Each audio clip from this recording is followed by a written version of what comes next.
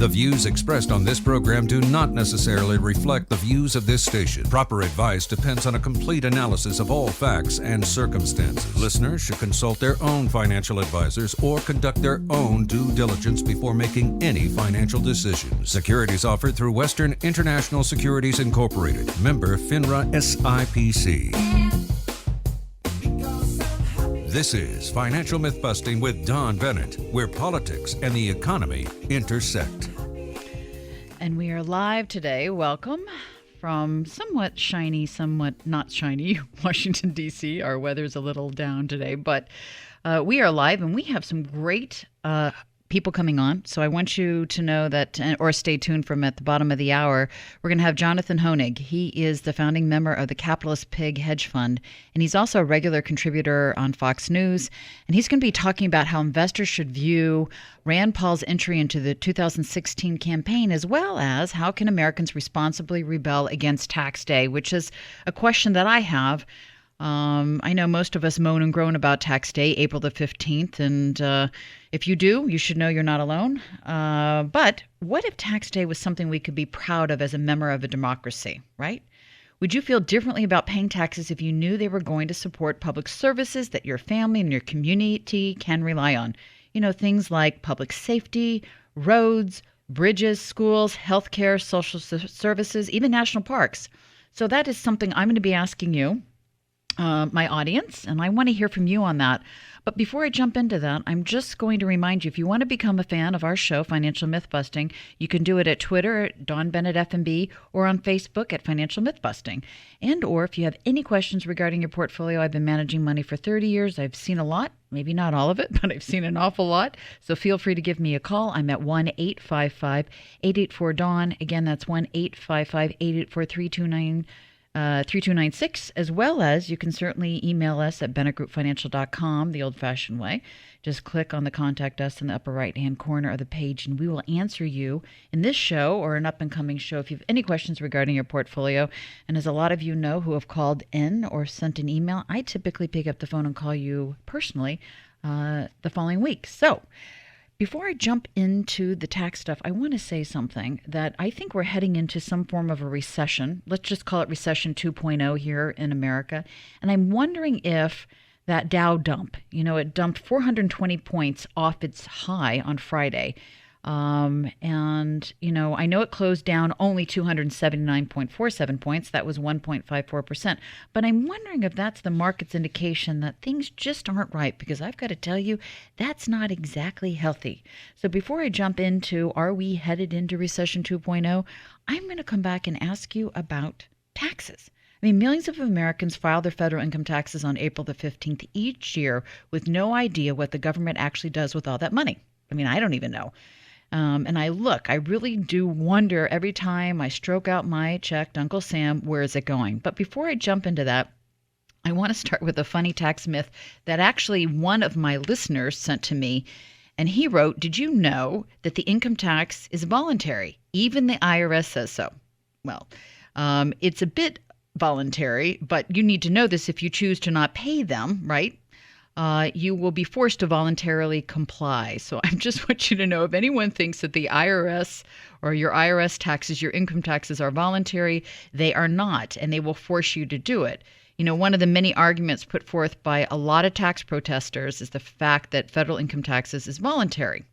But again, it's not. So I want to say to you, common sense dictates that if paying income taxes was really voluntary, that tidbit of information wouldn't be known only to a small cadre of tax protesters out there, while millions of other Americans actually fork over considerable amounts of money they weren't obligated to pay. So you need to know that it isn't. But it does, when you're debunking that type of myth, it does actually force me to ask the question, and that is, as American taxpayers, are we paying too much for the type of society we are receiving in return?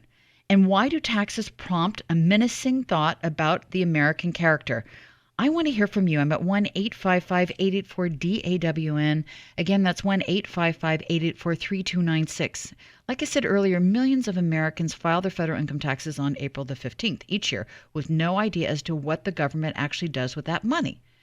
So, it really brings about the question, what do we get for our U.S. tax dollars? Again, I want to hear from you. I'm at 1-855-884-DAWN. Again, that's 1-855-884-3296. I mean, to me, this is a bit surprising considering that individuals are our nation's primary taxpayers, right? Income taxes paid by individuals actually account for 46% of all federal tax revenues, which are projected to be about $3.34 trillion just in 2015 alone. Now, other tax revenue comes from payroll taxes paid jointly by workers and employers, and that accounts for about 32%. And corporate income taxes paid by businesses, well, that makes up about 13.5%. So given how much taxpayers collectively contribute to our tax revenue stream, it goes without saying that we should be able to influence how the government spends that money. Unfortunately, that's not always the case. The federal government doesn't make it easy to find out where your tax money goes, period. So tax day is an opportunity to draw attention to some of the central budget policy choices facing our nation. How should our tax dollars be spent? Who should pay more or less in taxes? Is Congress listening to Americans? And are they listening to what we think our top spending priorities should be? I want to hear from you.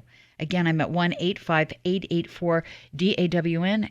That's 1-855-884-3296. And while I'm waiting for your calls, I'm going to be talking about, are we heading into recession 2.0? You know, I opened up by saying when you see the Dow in one day dump 420 points off its high and then end up closing a negative 1.54% or 279.47 to be exact, that means something's not right. The market's not right. And that means something's not right with the economy. Otherwise, it would be reacting differently. So I have to say pretty much all the market data and the recent economic data as of late has indicated to me a renewed economic downturn. It almost makes me think we are already either in a recession or on the cusp of a new recession. And, you know, I think that the much weaker than expected headline March payroll numbers that came out a couple weeks ago, that was actually the beginning again of me thinking, you know, this could be recession 2.0. And then other economic numbers, especially last month, really had a particularly negative implication for what is the estimate of how we determine growth here in the United States, which is GDP. And our first quarter GDP growth, of course, has gotten much, much worse. And so it got me to think whether the U.S. is actually prepared for another recession 2.0, or better yet, is the U.S. already in a recession and can we handle it? So there's a group out there called Moody Analytics, and they provide economic research regarding risk and performance. So they're a great group to read their research. And in the past few weeks, they actually came out with a study regarding the stress test of states' finances, U.S. state finances. And what came out of that test was that states would have to cut spending or raise revenue by a combined $21 billion in the event of recession, which would further exacerbate economic weakness, which means U.S. states are still dealing with the aftermath of the 18-month recession that supposedly ended in June of 2009. Now, as a matter of fact, U.S. state governments have only a little more than half the reserves they stashed away before the last recession. And New Jersey, Pennsylvania, Illinois, and Arkansas actually have saved the very least. So if you're in those states, you should know that. Now, surprisingly, the White House actually jumped on this bandwagon once Moody came out with this research. And they did something which they don't do. They actually warned. They said, quote, "What the Great Recession has shown is that things have fundamentally changed and that states need to be very much more prepared for volatile fiscal conditions," unquote. Well, that was very forward-thinking of them and unusual, but I'm proud of them for doing that. Even Bloomberg went on to say that skimpier rainy day funds have implications for the national economy, which is supposed to be in its 6th year of expansion, but it's not. And that states would have to cut spending or raise revenue by a combined $21 billion in the event of a recession, which of course would exacerbate economic weakness, unquote. You see, states' reserves take on added importance for you and for governments balancing obligatory pension and healthcare costs. And there's a lot of major swings going on right now in tax collections. They're not collecting as much as they used to. People aren't paying because they don't have the money to pay it. They'd rather put food on their table. They'd rather put a roof over their family's head. And what makes this worse for us is that most U.S. states were unprepared for the last recession. So in 2009, budget gaps actually totaled approximately $117 billion, which was about twice the level of the reserves. And again, this is by another research group that came out with that number. It's Pew Research. So, planning for the future. Now is probably the time to sock away as much as you can as an individual and as a state. You need to encourage your state to do this. California, for example, actually borrowed a technique, very smart technique, from the state of Massachusetts, and that they started a policy of directing some capital gains to rainy day reserves. But other states are not even thinking about it, like New Jersey, which according to Pew Research ranks 47th on their list and only has 3.3 days of cash on hand. And again, Pew Research says that New Jersey, the state, only has 3.3 days of cash, or that's 0.9% of spending as of 2014. And according to Moody's, the average state would have to maintain a minimum reserve of about 8.5% of budgeted spending to survive 1 year after a recession without having to raise additional taxes or cut spending. So let me just put this bluntly. If the U.S. economy were to go into a recession this year, states would have to quickly come up with as much as $40 billion in aggregate budget savings, which would further shock us all. We still seem to have this illusion that our states, our country, is financially bulletproof, but as we can see, our financial wellness is a diminishing remnant of the past, and that our new reality is that our economy can barely generate enough money to keep us all afloat. And that was something that, I believe that's important to you. Watch what the states are doing with their budget, because it will affect you. And odds are, since they don't have a lot of tools in their toolbox to fix things, they will end up raising taxes on us. And of course, we can't afford to do that because our economy and our paychecks haven't grown over the past 6 years, although they said that the economy has expanded. So I'm going to go back to taxes, and I'm going to say this. In 1992 Republican National Convention speech, President George H.W. Bush proposed letting taxpayers commit up to 10% of their payment to reduce the national debt. So I'm going to be talking to you more about that when we get back from break. And again, give me a call at 855-884-3296.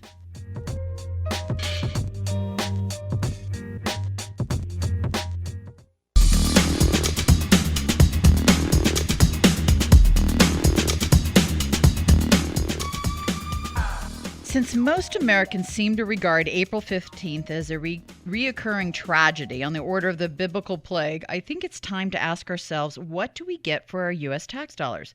Now, in 1992, I talked a bit about this before we went to break, the Republican National Convention speech by President George H.W. Bush proposed letting taxpayers commit up to 10% of their payment to reducing the national debt. Their proposal never went anywhere, but it points to a good idea. Taxpayers should be able to designate how their dollars are spent. Why shouldn't taxpayers make decisions about how much money they spend on other government programs like paying off the national debt or the war in Iraq or the National Endowment for the Arts? This would force the federal government to focus time and resources on projects citizens actually want, not just efforts that appeal to special interests. So what do we get for our U.S. tax dollars? I want to hear from you. I'm at 1-855-884-3296. Again, that's 1-855-884-DAWN. Give me a call. And we've got John Peters from Washington, D.C. Hi, John. How are you? Hello, Dawn. How are you doing today? Really good. So what are you thinking? Thank you for your show. Oh, no problem. What are you thinking? What do we get? I mean, should we be able to tell the U.S. government about where to spend our tax dollars? Certainly, I think so. That's I don't know if your screener told you. I had a question about the Obama's manipulation of the Federal Reserve, and I don't know if that was appropriate now. It's all right. We can go ahead and talk about that now. What's your question? It's a three-part, but it's very short. Okay. The first stage is, do you believe that President Obama is using the Federal Reserve to artificially inflate the stock market and manipulate the economy? I think that let me just answer this piece by piece. I think that the Obama White House, I think Washington wants Americans to feel like things are better than they are. One of the tools that has been used by many different White Houses, and again, including this one, is a psychological tool, and is the markets. And so these bubbles are being created. I was reading a statistic the other day from somebody's research that the Dow is running up, but the majority of the Dow stocks, I think it's running up on like a handful, like maybe 4 or 5. So you see the indice at a relative high, but the majority of the Dow 30 is actually a negative single digit or a negative double digits. S&P 500, the same type of stat. Just a handful of stocks are actually running up the indice, but the majority of the stocks are a negative single digit or a negative double digit. So it does tell you, and the earnings season also gives you an indication that the market shouldn't be that high. So bubbles are being created, and it's unfortunate, but so many Americans buy into it, even through their 401k. They're just happy that it's running up, but there is no fundamental thing actually really holding it up. And what that means is eventually one of these mornings you're going to wake up and it's not going to be a pretty sight. Well, you've touched on the final two parts of the question. My second part was, do you believe that most, or at least many people, are fooled by this manipulation? But I think you do think that a lot of people are. I think they do. Right? I think Americans are trusting, and I don't think that they ever thought that free markets would go away, so they don't entertain that idea. But we don't have free markets. And most people would tell you that. You can actually see it getting a little bit more complicated. You can actually see it in our bond yields. And you know how there's anti-correlation going on. And again, this gets technical and it gets a little complicated, but that's highly unusual, but it's indicative of heading into a correcting market. You can't have, some of the worst earnings seasons and these bad macroeconomic data coming out and still have a strong Dow and S&P. It just doesn't make sense. So, what's important is, I think what this show does is that we try to bust those myths, but also to bring that to your attention that you have to self-protect. You have to be the one to make the decision that, look, earnings season didn't go well. You also know that the market's up high and it's probably moving up on more futures derivatives than it is on volume, because there is no volume in the market. And if it's just one or two stocks moving up, that's not a good sign either. There's so many little signs that are showing up, and you need to self-protect. And no matter what anyone tells you, until the fundamentals start to become strong again, John, for corporate earnings and balance sheets and the macroeconomic data here in the United States, then you need to become in a much more protective positioning and, start to really build out your liquidity, because correction is coming. They can't keep holding this up. They can't keep asking our central bank or other central banks to keep propping it up through futures derivative purchases. They can't keep doing that. I mean, at some point they're going to have to let it come back to its own. So we'll be back to the free market, but it's going to be a painful return. Thanks so much, John, for giving us a call. To everybody else out there, I say to all of you, what do we get for our U.S. tax dollars? And I do want to hear from you when we get back from break. I'm at 1-855-884-3296, as well as stay tuned for Jonathan Honig. He's going to talk a little bit more about tax day and how Americans can responsibly rebel.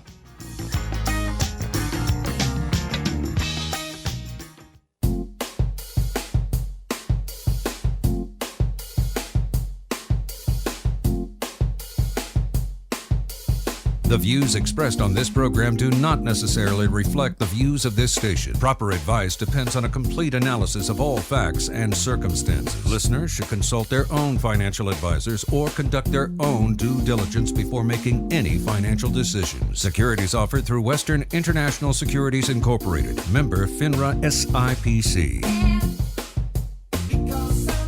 This is Financial Myth-Busting with Don Bennett, where politics and the economy intersect. And Jonathan Honig is here. Honig is a founding member of the hedge fund Capitalist Pig, as well as a regular contributor on Fox News, Cashin' In, Your World with Neil Cavuto, and Red Eye with Greg Gutfield. His writing has appeared in the Wall Street Journal Europe, Wired, Trader Monthly, Maxim, and SmartMoney.com. The 2016 presidential campaign has begun, and the U.S. is sitting on approximately $20 trillion in debt and approximately 120% debt to GDP ratio, and that, according to my math, means we have approximately diddly squat here in the United States. So, which presidential candidate is the answer? And that's where I want to start today. Jonathan, welcome to Financial Myth-Busting. Thank you. Great to be with you. So, it seems another presidential campaign is born. First Ted Cruz, now Rand Paul, and then Lincoln Chafee. and Hillary Clinton, but have announced. But so far, Rand seems to be making the biggest waves.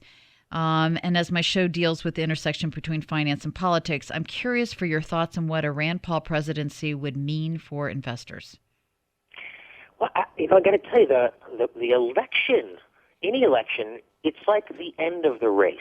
Elections they're the cashing in, if you will, of a country's economic and philosophical ideas. That's the result. It's not the cause. So I think, anyone who earns the presidency will be much more of a reflection of the country's economic priorities rather than a cause for something new. And, when it comes to any of these candidates so far declared on the right, my fear is that none of them are really radical enough. And I think just as many who don't believe in capitalism, many who are against what I think are integral American ideas, the ideas that are necessary for a successful economy, a successful stock market, right, as explicit as so many of them are, I wish many on the right, many who propose to support capitalism, were equally as explicit. Rand Paul is up there, but it's just, it's too early to tell exactly which way any of these candidates' directions is going to go. So it was interesting, though, when Rand was actually being interviewed by Savannah Guthrie. Did you see that? She started to give him a pretty tough interview, and Rand told her to stop editorializing. I'm having a hard time talking today, which, of course, led to accusations that he's a sexist. Is it really sexist, in your opinion, to fight back when the media is trying to create a narrative about your worldview? No, I mean, I didn't, it should be about the issues. You have to go back, and I think how you pick any political candidate is on their basic moral philosophy, where they stand on the issues, not how adept they are at TV interviews or even in debates at that. So, where do they fundamentally stand, and which candidates fundamentally reflect what I believe to be the American basic fundamental principles of individualism, capitalism, owning your own life, not being here to serve the king or society or the czar. So the people who understand that, their policies will reflect that. So when I hear, you mentioned Rand Paul, when I hear Ted Cruz, when I hear, other candidates talk about the Constitution, protecting the Constitution, basing their policies off the Constitution. I mean, that's what makes our country's economy successful, right? It's not like the water here is so different than in Pyongyang. Yeah. It's our ideas. It's the ideas that have made this country the most prosperous in all of history. So when I hear the candidate talking boast about those American ideas, that's the one that piques my interest in terms of supporting. But there are a number of unabashed free marketeers running for president in 2016. What kind of criteria are you using to separate the wheat from the chaff? Any litmus test? Tell me, who are the unabashed free marketeers? I think Ted Cruz, I think, is one of them. Rand Paul. Well, I'm excited when I hear, people talking about, for example, repealing the IRS. Right. When those talk about wanting to save and protect Medicare, Medicaid, I think that's, in my opinion, is anything other than unabashedly free market. I mean, what does free market even mean? It means free from government, right? I mean, it doesn't mean free to do whatever you want. And I think that's, one of the things that we have to really combat. I mean, it's not just making the economic case for free markets, right? I mean, everyone gets that. There's no question in anyone's mind that free markets, freedom, deliver the goods, they deliver prosperity. The problem is that people think that it's totally immoral. They think it's this dog-eat-dog dystopian world where, there's sacrifices and those being sacrificed. So we have to make that moral case for capitalism, that it's good, that it's right, it's just, and that everyone benefits, and it's not, it's not the antithesis to that warm, compassionate socialism that it's always portrayed to be. Would you abolish the IRS? I mean, we talk about overhauling it a lot, but nothing ever comes of it. I'm just wondering, would you abolish the IRS? It's exactly right. I mean, that's what excites me about a Ted Cruz, or I think for me, a lesser extent, Rand Paul, is that, they're able to, I think, make those declarations and actually mean them, and make the point that a flat tax or abolishing the IRS in that sense would not only be easier for all of us, But it would be moral, it would be just to actually treat every American the same way and not give any American, big, small, rich, poor, the opportunity to navigate the system with loopholes and backdoor opportunities, etc. Something that treats every American equally. And again, kind of getting back to those basic principles.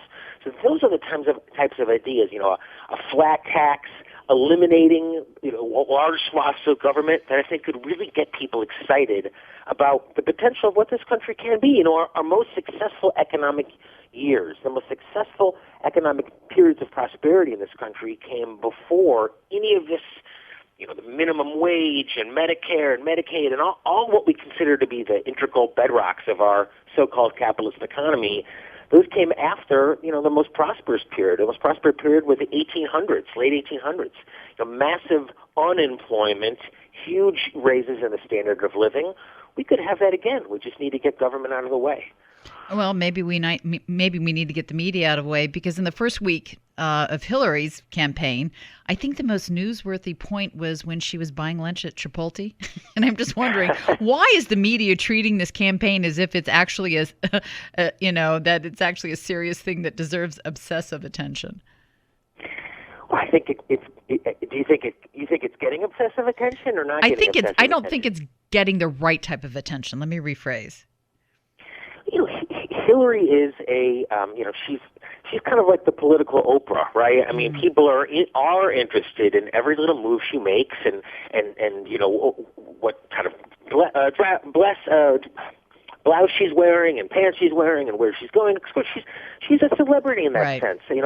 I think once again Americans are smart and they'll go back to those basic ideas. I mean, what have Hillary's public statements on the economy been about? About the need for redistribution of wealth. Yeah. The investor class has too much. The poor middle class doesn't have enough. What's moral, what's right, is for us to redistribute some of that wealth from the haves to the have-nots. What's unfortunate is that most people agree with that. Most people believe that it's the role of government to redistribute wealth, to take it from those who've earned it and give it to those who've not, even if it's, Medicaid, even if it's those who are in need in terms of health care. So that's what needs to change. It's not just Hillary versus some other candidate, but that idea, those basic ideas that people say, no, wait a minute, you earned your money, you have a right to keep it, right. And it's not government's role to expropriate it from you and to give it to somebody they think is more deserving of your wealth. Now, one thing Hillary did say this week is that we need to get rid of unaccountable money in politics, even if that takes a constitutional amendment. Yet, we've also learned she plans to raise $2 billion. So something tells me she wouldn't want this new rule to take effect while she's campaigning. There's only money in politics because politics are in the economy, I think, unconstitutionally, right? I mean, if government can dictate every element of your business, you're a fool not to go lobby them. And, you have to lobby them, otherwise you're going to be lobbied out of business by your competitor. Yeah. So, again, the problem isn't that money is in politics. The problem is that politics is in the economy. And if in my opinion, if politicians stuck to their proper constitutional role, protecting individual rights and not determining, how much raw milk has to be in artisanal cheese or, how many doors have to be on a school bus or an outhouse or anything else, there wouldn't be any need to lobby for your own preferential treatment. So get government out of the economy, and politics will come out of government. Now, switching gears a bit, America's been consumed with the fights in Indiana and Arkansas over Religious Freedom Restoration Acts, and I'm curious to hear your perspective on this. There was an outcry led to both governors walking back their legislation. It appeared the business wing of the right overpowered the social wing. But isn't there a case to be made that businesses should want to preserve their right to have some discretion about whom they work with? Every discretion. This is a free country, and I think discrimination, in my opinion, is completely moral, is completely just. That's kind of a smear term for thinking, right? I mean, in other contexts, we think it's wonderful to be discriminating. We think it's great. Well, why not in a business context as well? And I think in a free country, you have every right to discriminate for any reason, religious reason, any reason you want. And what people quickly find is that discrimination is not good for business.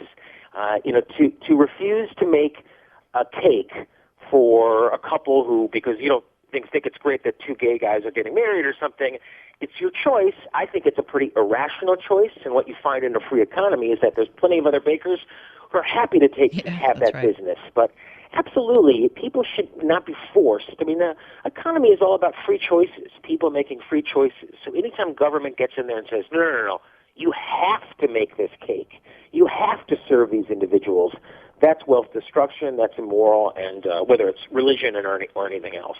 Are we living in an era, though, where businesses are just so fearful of being dubbed politically incorrect that they're always just going to sign up for whatever seems to be the new hot idea?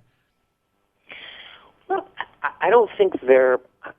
Can you clarify that actually? Well, it's almost the same thing. Last week we talked about what led to Starbucks' embarrassing attempt to repair America's race relations.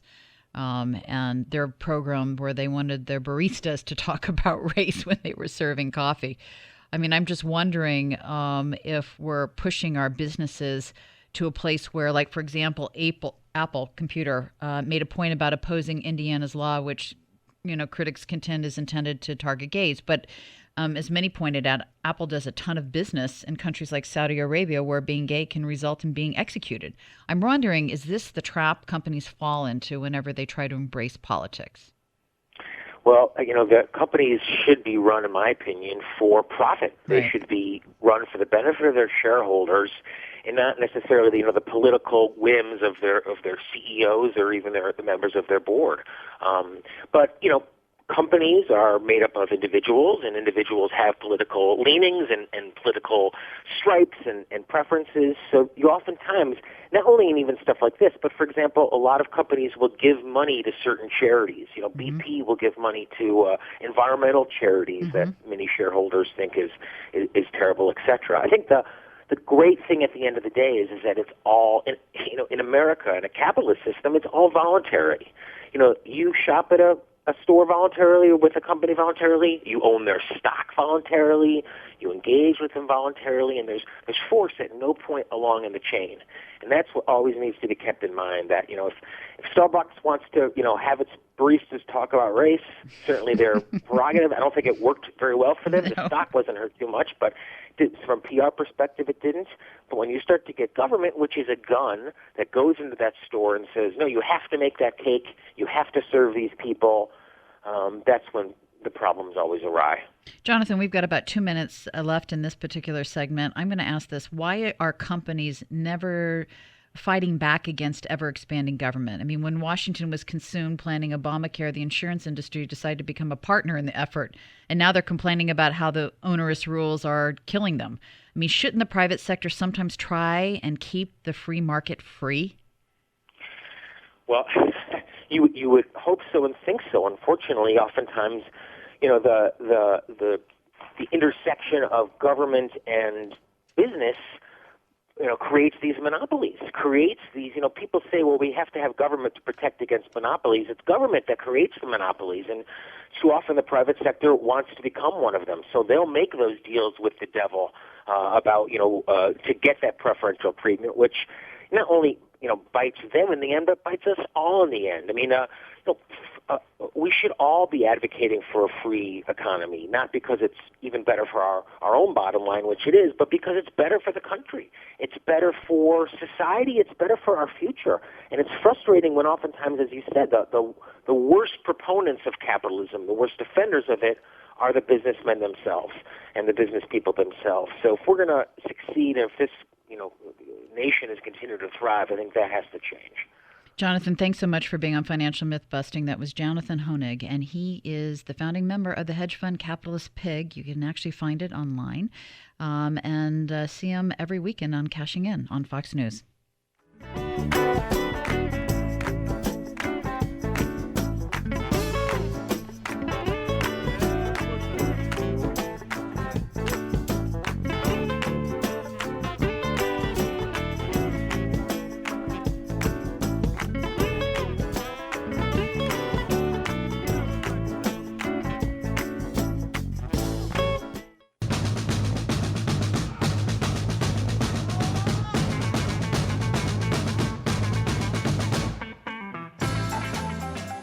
So why shouldn't U.S. taxpayers make direct decisions about how much money they want to spend on other government programs? It's a question I'm asking because, every time we hit April 15th, it is seemingly a reoccurring tragedy to most Americans on the order of a biblical plague. And so I think it's time we need to ask ourselves that. But I'm going to remind all of you way back when, before we became a nation, do you remember when America actually resisted British taxation? And at that point, the UK Parliament was amused. The Americans would get their comeuppance by force of arms because America had forsaken the law and order of the empire. And as days moved to weeks and weeks to months, the amusement changed to frustration and then frustration to shock. Parliament had deluded itself into believing that order flowed from its supremacy. What Americans understood was that order arose from many sources in society and not just political government. Now, this is important. It was through these various avenues of custom, rational self-interest, faith, and fellow feelings that individuals, U.S. individuals, actually acquired the capacity for personal self-government. And of course, this is the first definition of that term in the American English Dictionary. Americans governing themselves individually, associated freely for all manner of purposes, whether to spread knowledge, help the unfortunate, found a hospital, establish a church, or put out fires. But today we speak primarily of collective political self-government with little or no mention of the original understanding.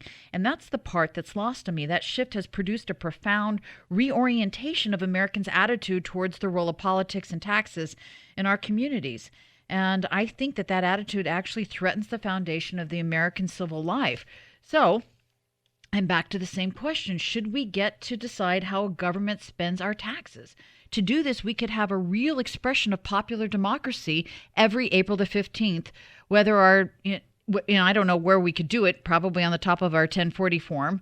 The taxpayer could actually tell the government how to spend his or her tax money. I'm just wondering, do you get the point of what I'm trying to say here? If you do, give me a call. Tell me what you think. I'm at 1-855-884-DAWN. Again, that's 1-855-884-3296. So let me just give you an example. Let's say a taxpayer out there thinks that $600 billion is too much to spend on military in the post-Cold War era. And so that taxpayer could actually choose to allocate less to the function than the government actually requested. A taxpayer who thinks that Congress has been underfunding Head Start and the arts could allocate double the requested amount for those programs. My thing is, do you get the point? Entitlements could be the biggest problem. About 60% of the federal budget now goes to entitlement programs. Medicare and Medicaid actually make up 20% of the spending, and most of that comes from general revenues. So here's another question. Should taxpayers be able to withhold their hard-earned dollars from such programs? Now, in a free society, they should be able to do it. So how do we handle a shortage of funding?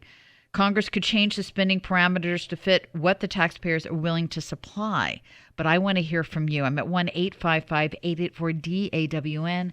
Again, that's 1-855-884-3296. So instead of trying to decide which candidate might be telling the truth about his commitment to fiscal responsibility, again, the taxpayer could take matters in our own hands. And we could finally be able to say, effectively, you're spending too much, we're cutting the budget. We are the ones that end up doing it. As primary investors in our nation, we should all speak up with our own opinions on these questions. Making our priorities clear to lawmakers in Congress, I think, is a key part of making tax day something we can be proud of, even as we groan about filling out all those IRS forms. So here's our problem as taxpayers and as Americans. We can't restore what has become or what has been the distinctive source of strength in our civil society if we do not restore our understanding of personal self-government. We can't restore personal self-government if we do not restore the limits to political government.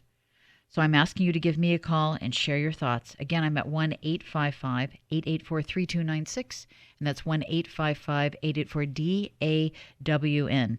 In the end, government policy matters. It does. The truth is Americans are pretty ordinary people. Actually, I think we're pretty special.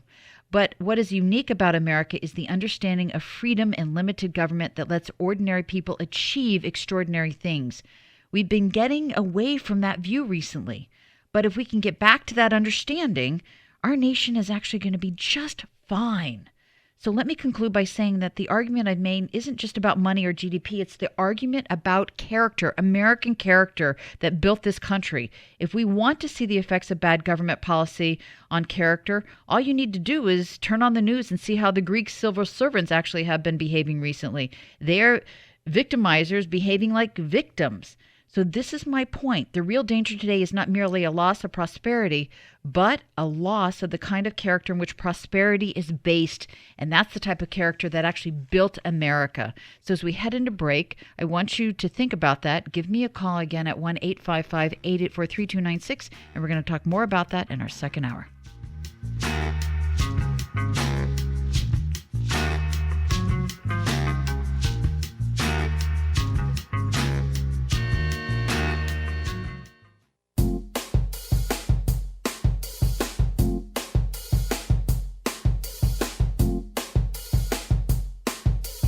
The views expressed on this program do not necessarily reflect the views of this station. Proper advice depends on a complete analysis of all facts and circumstances. Listeners should consult their own financial advisors or conduct their own due diligence before making any financial decisions. Securities offered through Western International Securities Incorporated. Member FINRA SIPC. This is Financial Myth-Busting with Don Bennett, where politics and the economy intersect. And we're talking about, should we get to decide how the government spends on our taxes? I want to hear from you.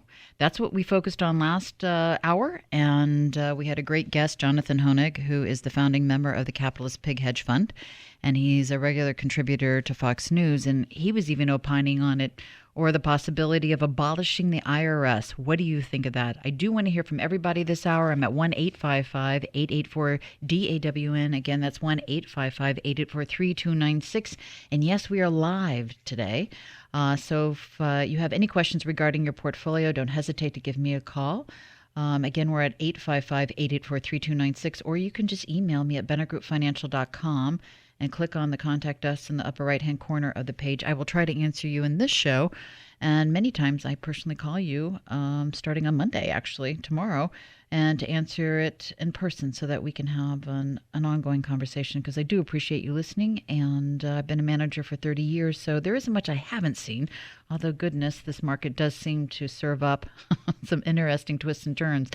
I also want to remind everybody, if you want to become a fan of Financial Myth-Busting, get to know us at Twitter at Don Bennett FMB, or on Facebook at Financial Myth-Busting. And I'm going to jump into why I think we are going to be heading into Recession 2.0. But before I go there, I'm going to ask this question to my Financial Myth-Busting listeners, my fans. Should we get to decide on how the government spends our taxes? I mean, to do this, we could have a real expression of what I call popular democracy every single April the 15th of every year.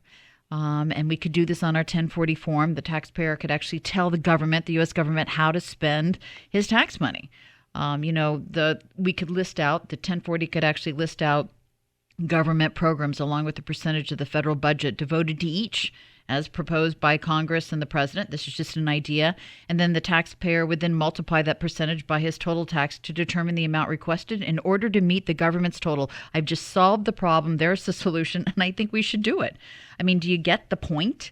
I think that actually we should have the right to be able to choose if we, where our money goes. In the end, and this is what I said last hour, I mean, in the end, the government policy matters to all of us. And the truth is, Americans are extraordinary people, but we become more extraordinary when we have a limited government, and it allows us to do extraordinary things. And we seem to be getting away from what built America. So if we get back to that understanding, I think our nation would be just fine, because I do think that we are in real danger of not just losing prosperity, but real danger of losing the kind of character that this prosperity is based on. And that's what America was growing from. So do you agree with me? As primary investors in our nation, should we all speak up with our own opinions on these questions? I mean, making our priorities clear to lawmakers in Congress is a part of making tax day something we can be proud of, instead of groaning and moaning about filling out all those IRS forms. Let me know what you think. I'm at 1-855-884-3296. Again, that's 1-855-884-DAWN. So instead of, again, telling a political candidate about what we want, why don't we just do it ourselves? The taxpayer could take matters in their own hand, finally being able to say effectively, you're spending too much, we're cutting the budget on our own, this is what we want. And actually, I think that's the fair way to do it. It's just a solution, but something to think about. Let me know what you are thinking about it as well. I'm at 1-855-884-DAWN. Again, that's 1-855-884-3296. Now I'm going to jump into what I call recession 2.0, because I do think we're either on the cusp of a recession or we are heading in it. And starting off with on Friday was kind of an extraordinary technical breakdown. If you were to look at the Dow off its very high to its very low, it actually dumped 420 points. Now, it ended up closing down negative 1.54%, which is 279.47, but it's still a technical breakdown. And I'm going to tell you something. Markets don't do that when there are strong fundamentals holding it up. It doesn't act this volatile when there are, for example, strong macroeconomic data holding this up. So it just seems to me that we have a lot of issues out there, and I want to make sure that you're paying attention to it because you, again, are the ones that need to self-protect your portfolio so that you will have liquidity if we go through some type of correction. Of course, when you have liquidity, then you have great opportunity to take advantage of what's going on. But every day it just seems to me that we're told that a recession in the U.S. is not near or even here. And one of the things that they always say it in, it's always especially in the bond market, since the yield curve is not inverted. Again, this is one of those technical callings, and you'll hear bond traders tell you if the yield curve is not inverted, or you'll hear the Federal Reserve say it, if it's not inverted, then we are not in a recession. Yet every day we are seeing weaker fundamentals and technicals in the bond marketplace. So this is what I mean. This past week, again, was very indicative of, I think, again, that we're in a recession. The 2-year Treasury and the 10-year Treasury have never been anti-correlated, and now they are anti-correlated. And what this means to you is that the collapse of the yield curve's internal relationship seems to predict that this myth of strong U.S. economy driving up short-term rates on every job owning by the Federal Reserve really is just that. It's just a myth. I mean, the reality shows up, and it's showing up more in these pockets of global deflation with pockets of inflation. These liquidity squeezes are showing up. This is why we're getting this anti-correlation between the 2-year Treasury and the 10-year Treasury.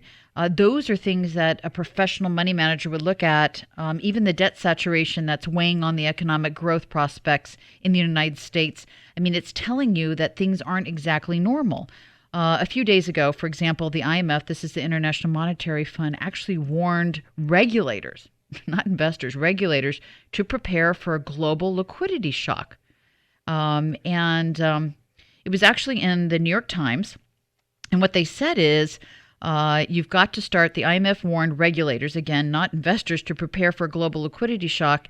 And even on that same day, the Chinese authorities announced that they were starting to prepare for some type of liquidity shock because they announced a ban on certain types of financing for margin trades on the over-the-counter stocks. And so they're starting to make preparations behind the scenes, as well as you're starting to see preparations behind the scenes in Europe because they're afraid of a Greek debt default and a Greek exit from the Eurozone. So then on top of everything else, we just, of course, witnessed the biggest spike in credit application rejections ever recorded in the United States. All these are signs that credit conditions are tightening. And once a liquidity squeeze begins, it can create a lot of fear that usually is the impetus to these market sell-offs. And I'm wondering if Friday's 420-point dump from top to bottom in the Dow was actually an indication of that. Now, even a few days ago in the United States, there was a new study that was released from the St. Louis Federal Reserve. A lot of this happened last week, where some smarty pants actually had the brilliant idea to strip out loans and deferment. These are student loans in deferment and forbearance from the denominator of the student debt delinquency rate equation so everyone could get a better idea of what the real numbers look like. I'm telling you, this is the smartest thing I've read in a long time. And the thing is, you've got to remember, by doing this, you can actually see what the real numbers look like. And you can't be delinquent when you aren't required to make payments. So if you divide the number of delinquent student loans by the total amount of outstanding debt, including loans and deferment and forbearance, you're actually finally comparing apples to apples, and that's what you want to do. Only 55% of outstanding student loans are in repayment. And obviously, what we really want to know is what percentage of those loans are actually delinquent. And I don't personally care about what percentage of total outstanding student debt is delinquent, to a certain degree, because 45% of the borrowers aren't required to make payments. So it makes absolutely no sense to include them in this equation. But the bottom line is that what we found out is if 55% of the total student debt is currently in repayment and 27% of that is delinquent, then it seems reasonable to assume that a similar rate will prevail for the other 45% of the borrowers once they go into repayment, unless something changes in the economy, which it won't. So in all likelihood, about one in three student borrowers are actually going to end up 30 or more days delinquent, and that adds up to about $400 billion in student debt that likely won't be in good standing. And this is what came out from the St. Louis Federal Reserve, and we haven't seen raw, smart statistics like this in a long time. So needless to say, 30% of delinquency rate on a projected $3.3 trillion mountain of student debt is a very, very, very bad thing, especially when the debt ends up getting packaged and then sold to investors like you in the form of asset-backed security bonds. So you need to be very careful about that. And then again, with all that in mind, there was something that actually came out with Moody's this week about these asset-backed securities affected, and it was released actually in the New York Times as well. And Moody Investors Service has just placed on review for downgrade the ratings of 14 tranches and 14 securitized backed student loan originated bonds under the Federal Family Education Loan Program. So if you have any student loan bonds, these asset-backed bonds, you need to check your portfolio for it. And so Moody's put $3 billion again of these on a watch for downgrade based on the likelihood of default. Now, that's not good. So while you let that sink in for a second, let me tell you what I think the bottom line to all this is we are starting to see the early phases or the beginning of the middle stages of a liquidity squeeze. And the flow of credit is going to begin to get tighter and tighter, and that means that the global economic activity is actually going to start to slow down. This happened during the last financial crisis, and during the next financial crisis, the credit crunch is going to be even worse. So it's important that you have an emergency fund, and you start setting it up and start thinking about it now. During this type of crisis, it's so wonderful to have liquidity, not only for your own peace of mind, because you can take opportunities that are presented to you that other people won't have. And usually during these times, nobody seems to have any cash. So if you have it, you certainly will be way ahead of the game. So I do think we're heading into recession 2.0. You're either in it or on the cusp of it. And that means that we are heading into a credit crunch and liquidity squeeze, and that's going to be difficult on everybody. And when we get back, we're going to talk more about that, as well as taxes and should we abolish the IRS.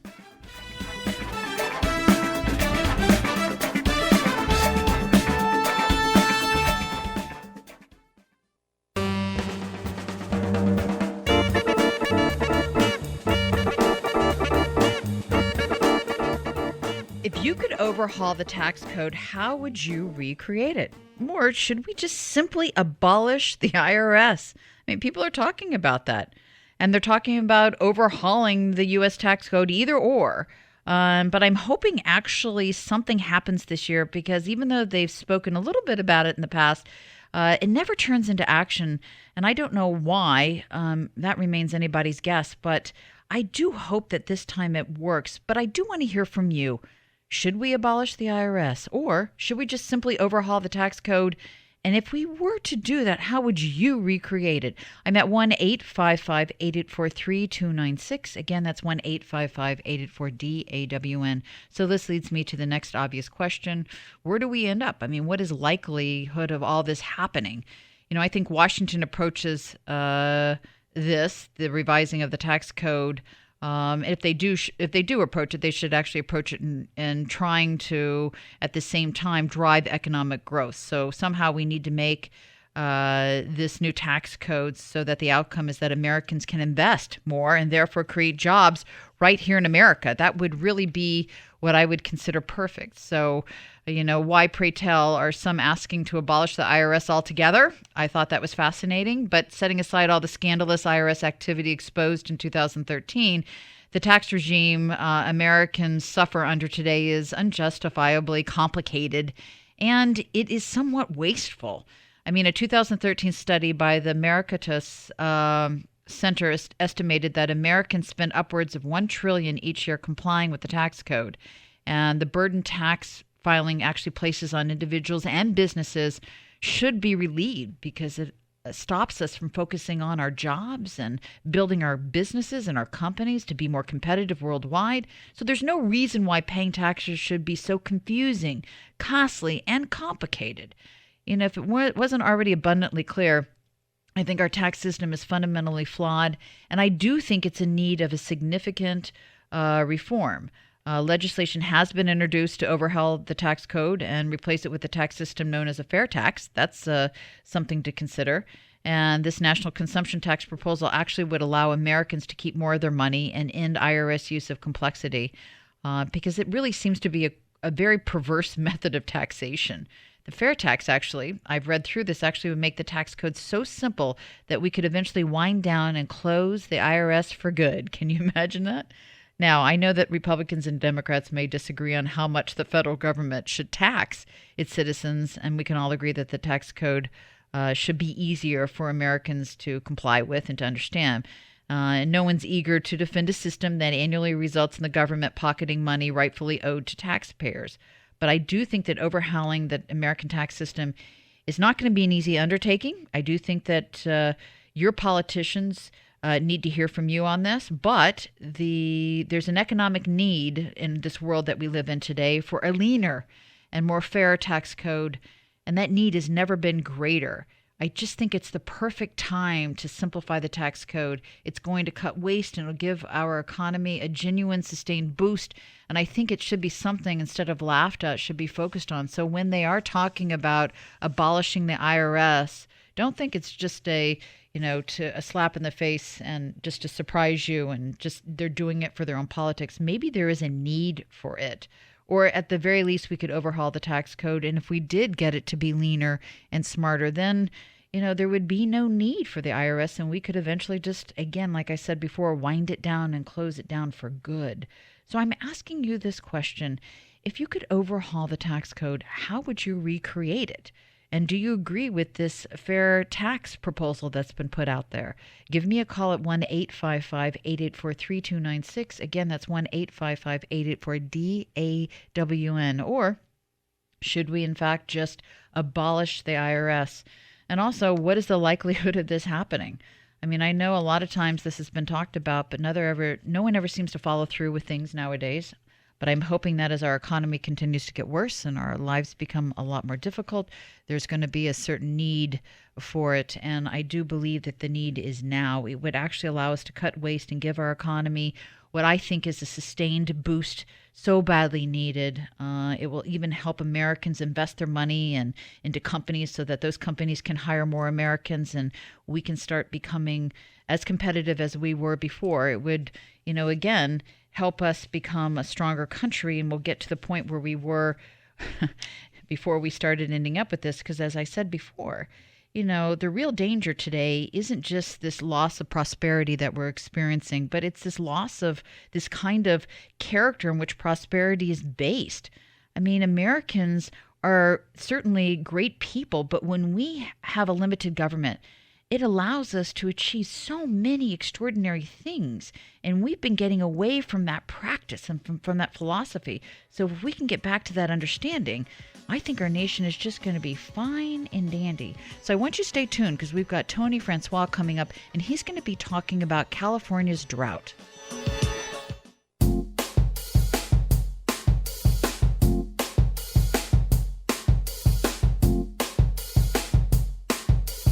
The views expressed on this program do not necessarily reflect the views of this station. Proper advice depends on a complete analysis of all facts and circumstances. Listeners should consult their own financial advisors or conduct their own due diligence before making any financial decisions. Securities offered through Western International Securities Incorporated. Member FINRA SIPC. This is Financial Myth Busting with Don Bennett, where politics and the economy intersect. And Tony François is here. François is a senior staff attorney at the Pacific Legal Foundation's National Litigation Center. Earlier, he worked at KP Public Affairs, California's largest contract lobbying firm, where his government relations practice included water policy, greenhouse gas regulation, energy policy, and environmental regulation, which brings me to California. It's been a bad year for California, whose drought is rapidly approaching historic proportions, and all this according to the LA Times, which actually cites climatologist Michael Anderson saying, "You're looking on numbers that are right on par with what was the Dust Bowl." It's about to even get worse. According to USDA, the west-wide snowpack is melting earlier than usual, according to data from the fourth 2015 forecast by the United States Department of Agricultural Natural Resources Conservation Service. So, which only can mean one thing to me: a whole lot of taxpayer money is about to be spent on the coordinated drought response, which is where I want to start today. Tony, welcome to Financial Myth Busting. Hi, good morning, Don. It's a pleasure to be here. Thank you. So what do we do when a resource is scarce? Of course, I'm talking in particular about California and the scarcity of water. Well, fundamentally, you want to save things against, I guess the normal expression would be save something for a rainy day, but Right. with water in the West, you want to save it against a dry day. And California is entering its fourth year of rather severe drought. The problem that we're experiencing here is exacerbated by federal mismanagement Right. of what saved water we do have, which should be being used to mitigate the effects of the drought. And unfortunately, the federal government is using these very scarce saved water resources to actually exacerbate it. So, but from what I've heard, it's really the reservoirs that were recreated. I guess they were created in the 1800s. They aren't big enough, or they're old. Is this really affecting this, or is it hurting us or helping us there? Well, California's got a fairly large fleet of reservoirs that have been built over a lengthy period of time. Some Okay. are much newer than that. Oh, okay. But what's occurred in the last 20 years, as the Federal Endangered Species Act has been fully implemented in California, is that these stored water supplies have been increasingly redirected for wildlife protection and endangered species programs rather than the purposes that they were built for, which was urban and agricultural water supply. And when water supplies have been strong in the state, there's been enough to go around, even though there's always been some conflict over it. In the current drought, the federal government is providing no water to agricultural districts, only 25% of the normal allocation to municipalities, to cities, and yet they are putting endangered species protections at the front of that line by using stored water for very questionable resource protection purposes. So what you're talking is, I was reading about this, the feds actually ordered the California Farm District to use 9 billion gallons of water to save just 29 fish. Is that correct? Yes, and the numbers, may be plus or minus here or there a little bit, but this sounds just baffling, and so to try to explain it, the endangered species protection regime that ropes in the California reservoirs requires occasional releases of large amounts of water to simulate a big rainstorm and the subsequent flood. Right. That's a trigger for fish to migrate up and down the river. Right. Most of the fish, in this case in the Stanislaus River, had already migrated out, and there were a few still in the higher parts of the river. And the Federal Bureau of Reclamation, together with the Wildlife Agency, decided we're going to flush several thousand acre-feet of water down the river just for the purpose of encouraging those very few fish that were left to migrate out. And this is an example of prioritizing very marginal environmental benefits with water that could have done enormous help for farms or cities. I mean, that's just completely insane. I'm a fisherman. I like to fly fish. I mean, you could catch those 30 fish or whatever, 29 fish, by, actually nets out there that are harmless to fish and put them all together and bring them to a place where they needed to be without having to waste all this 4 billion gallons of, water to save them. Who's making these off the rocker type of decisions? Well, I think that's one of the problems. Officially, it's the Federal Bureau of Reclamation, which operates the reservoirs. But they are, in my view, taking orders or direction from the federal wildlife agencies, the National Marine Fisheries Service and the Fish and Wildlife Service, who are not sponsors of these projects. Their constituents have not paid for them. And yet they have gotten themselves into a position where they've got first call on resources that are supposed to be saved for human needs, agriculture and city life. I mean, has California fought back knowing how ridiculous and insane or even damaging these rules are becoming? Well, we've made several efforts. Here at Pacific Legal Foundation, of course, we've been litigating for decades for the reasonable implementation of the Endangered Species Act, and we recently had a challenge to some of the endangered species regulations going through the Ninth Circuit Court of Appeals, but which early this year was unfortunately denied by the Supreme Court of the United States. So we will continue bringing challenges to these kinds of regulations. One of the fundamental flaws in the legal application of the Endangered Species Act that we are trying to challenge is a principle that was, we think, inadvertently established by the United States Supreme Court several years ago in a case in which they said that the Endangered Species Act and wildlife protection is the federal government's highest priority no matter the cost. Yeah. And this statement was made in the decision about the Tellico Dam and the Tennessee Valley Authority, which was shut down because of the presence of a small fish just downstream from the dam. Congress went back after that decision, in which the Supreme Court said endangered species protection no matter the cost, and they amended the Endangered Species Act to require that protections be reasonable and prudent, and they also exempted Tellico Dam from FSA. And yet, in the ensuing decades, it's been very difficult to get the agencies to implement this law in a reasonable and prudent way.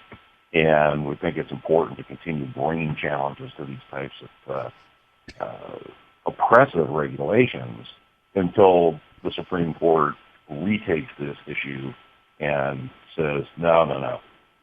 The Endangered Species Act is one among many federal priorities. It is not the trump card. It's not the overriding concern.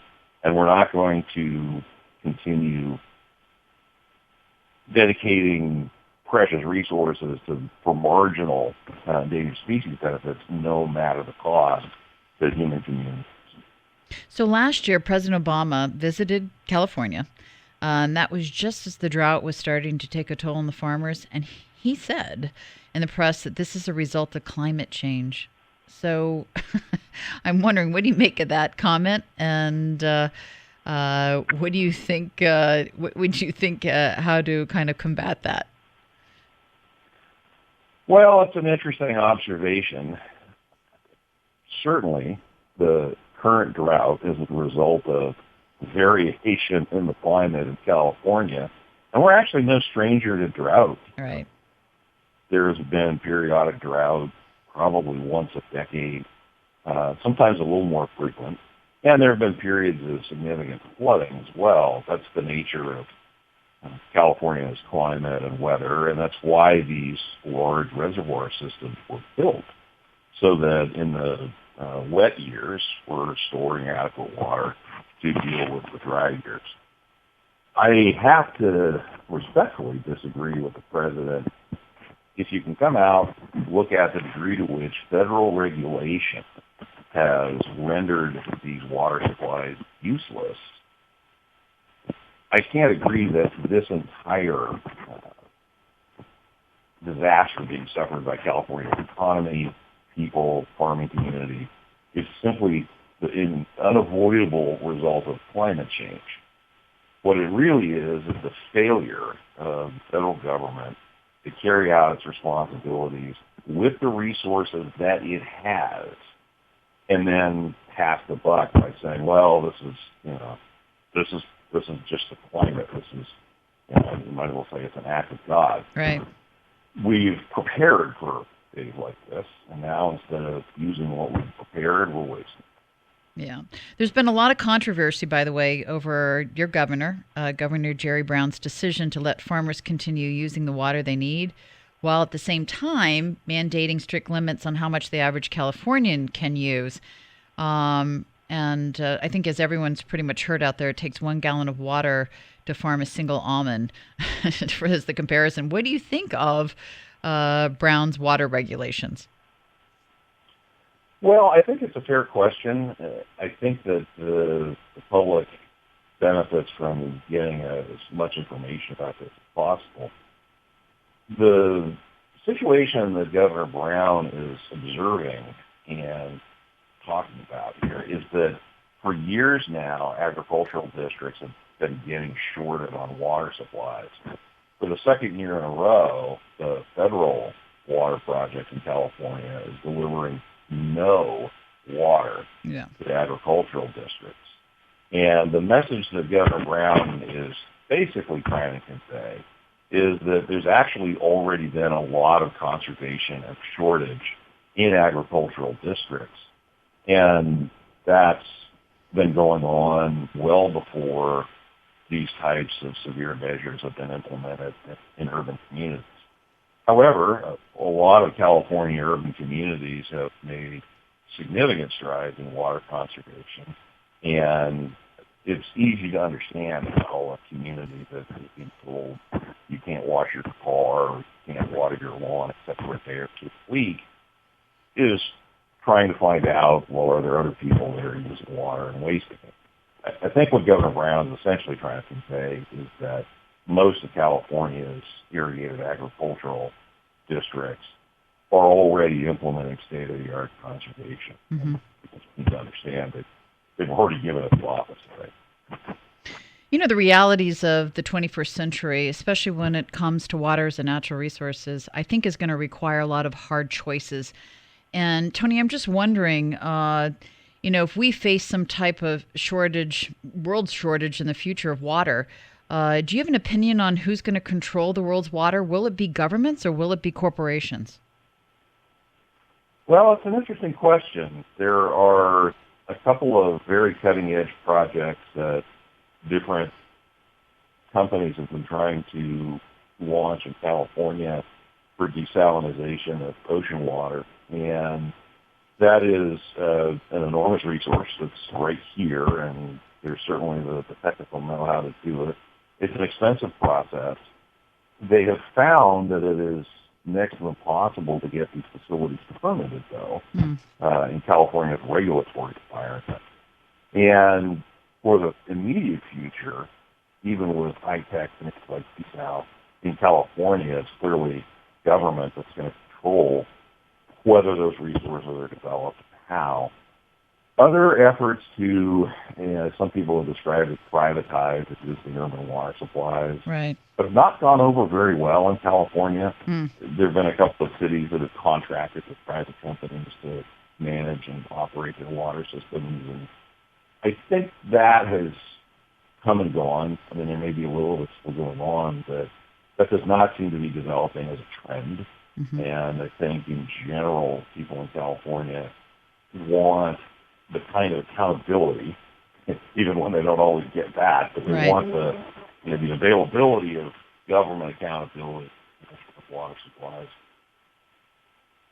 I think regardless of anyone's view on the efficiency of government or even the effectiveness of corporations, it's going to be pretty clear that the world's entering into a new era where water is now fair game as an economic resource. So it's going to be interesting to see both the risk and the opportunities be presented to mankind. So I want to thank you so much, Tony, for coming on Financial Myth Busting.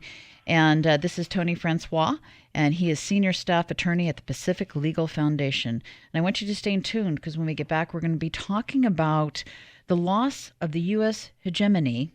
This is de-dollarization going on.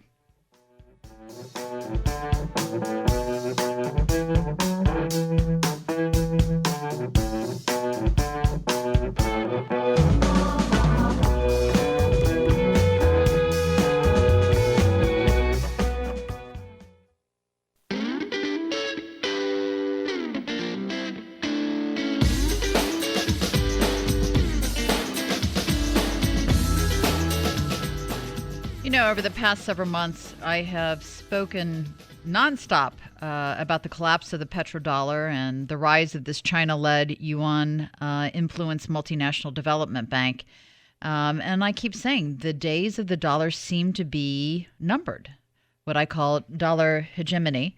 And de-dollarization is occurring. And I have to tell you, now it appears even this de-dollarization is now showing to show up a lot more in our newspapers. The New York Times actually had a great report this past week, and it talked about how the U.S. retreated from the world order during this year's spring meetings of the IMF and the World Bank in Washington, D.C.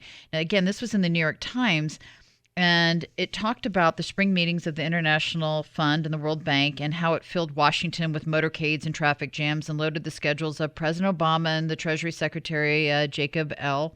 Lou. But they also have highlighted that some in Washington and around the world see the United States government so bitterly divided that it's on the verge of ceding the global economic stage it built at the end of World War II. And of course, we've largely directed the world economy since then.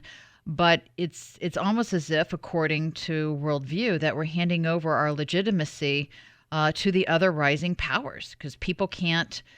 Because they see this divide, this argument, this weaker America.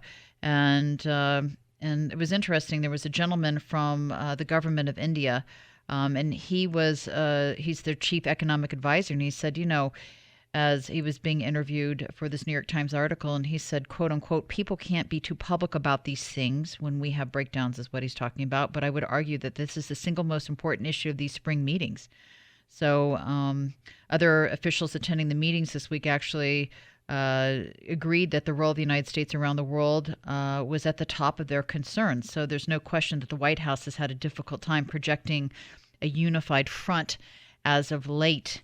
And, of course, that's unfortunate because it's affecting all of us. So at the end of the day, I'm going to leave this to my listeners to decide if the New World Order is preferable. And if that's how the world sees it, if we're going in that direction. And I continue to say, what are you doing about that in your portfolio? Even if it's not true, you should probably hedge yourself because it isn't just financial myth busting or a lot of really smart financial analysts and economists out there that have been talking about this for the last number of years. Other countries and their governments are seeing it, and their economists are seeing it, and they're reporting about it, and they're talking about it. And you're right. I don't think a country's dirty laundry should be aired, but apparently it was the center focus of what was going on at these spring meetings of the International Monetary Fund and the World Bank. So I do believe it's something that you should be questioning. And if the dollar as the international reserve currency is going away, then you need to start thinking about what that means for fiat currency in general. And one of the most natural hedges to that, of course, is gold and silver. And at Bennett Group Financial Services, we actually started an area of our firm just to allow our listeners and our clients to purchase gold and silver coins and bars. And we did it because we heard so many people out there were paying such a tremendous amount in commissions. So we hope that we've got a nice commission rate someplace between 2.5% and 3%. It's very affordable. So it'll allow you the opportunity to be able to hedge yourself. And you can always have this gold sent to your home. All you need to do is talk to one of our associates at Bennett Group Financial Services. They'll talk you through this process. And again, you can have it shipped to your home, or we can have you set up at a top-tier bank which can store the metals for you for a fee. Or again, you can have it delivered to your personal residence or another bank of your choosing. But if you're interested in that, don't hesitate to give us a call at 866-286-2268. Again, that's 866-286-2268. I think it's so important for you to realize you are going to have to be the one to self-protect, to start hedging your portfolio. No one else is going to give you a warning. Although there's so many signs, so many things that are happening every single solitary week that tells you that the U.S. is changing. It doesn't mean it's going to change for the negative for long, but certainly we have some issues, and the world markets are telling us that they see it. And if that's the main conversation that's been going on, for example, this week at the International Monetary Fund, and again, like I said, you should get this article that was in the New York Times this week, then I'm not the only one that's talking about it, but you need to translate that into something that can be useful for you. So if you have any interest in hedging yourself, give us a call at 866-286-2268. You can purchase gold and silver coins or bars for your personal use at home, or actually we can set up an IRA account for you.